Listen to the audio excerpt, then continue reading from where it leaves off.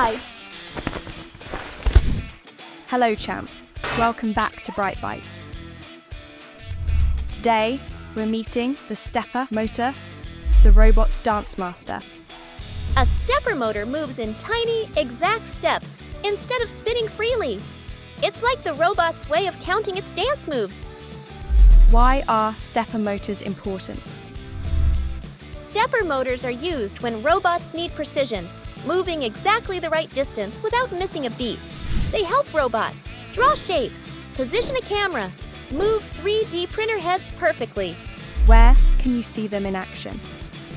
You'll find them in 3D printers, CNC machines, camera gimbals, robotics arms, even telescopes that track the stars. So, when did they begin?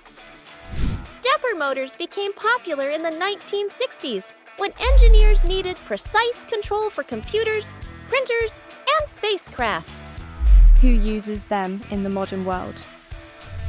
Engineers, scientists, space agencies, and yes, you, if you build a robot that needs perfect moves.